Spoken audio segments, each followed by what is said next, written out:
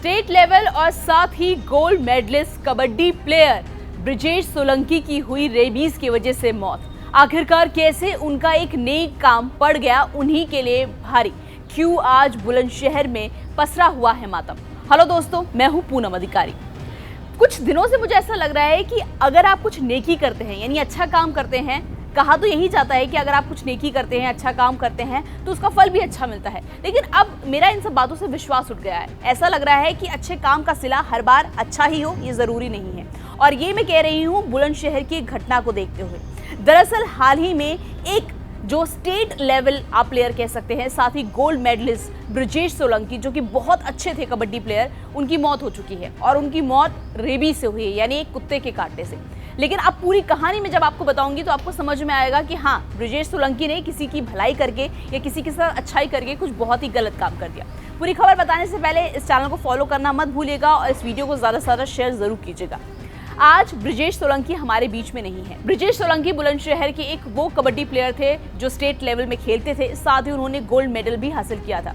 दरअसल कुछ महीने पहले की बात है, जब मार्च में जो ब्रिजेश सोलंकी थे, जब रास्ते से गुजर रहे थे तो उन्होंने देखा एक छोटा सा कुत्ते का पिल्ला, करीब 2-3 महीने का होगा, वो नाले में गिरा हुआ था और बाहर आने की कोशिश कर रहा था। लेकिन वो बहुत छोटा था और उसमें ज़्यादा ताकत नहीं थी, तो वो बेचारा बाहर नहीं आ पा रहा था।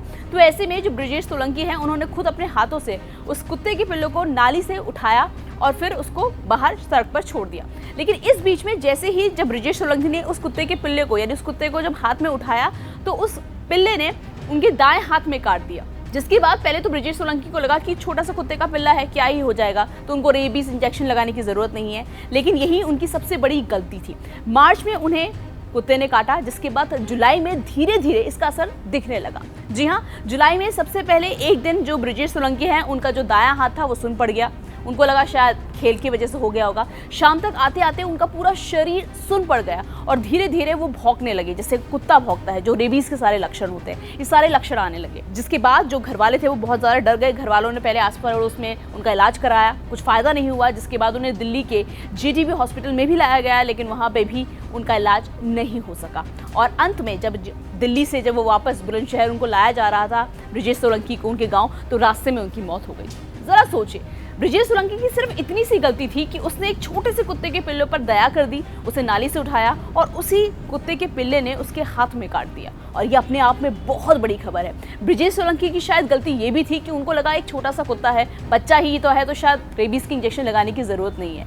लेकिन अगर उन्होंने एंटी रेबीज इंजेक्शन लगा लिया होता तो आज ब्रिजेश सोलंकी हमारे बीच में होते। इसीलिए मैंने कहा कि अब ऐसा विश्वास उठने सा लगा है कि जब आप किसी के साथ कुछ अच्छा करते हैं तो आपके साथ अच्छा होता है। ऐसा मुझे नहीं लगता कि अब ये कहना मेरे लिए संभव है। इस पूरी खबर को लेकर आपकी क्या राय है, मुझे बताइएगा ज़रूर। इस वीडियो को ज़्यादा से ज़्यादा शेयर करेगा और चैनल को फॉलो करना मत भूलिएगा।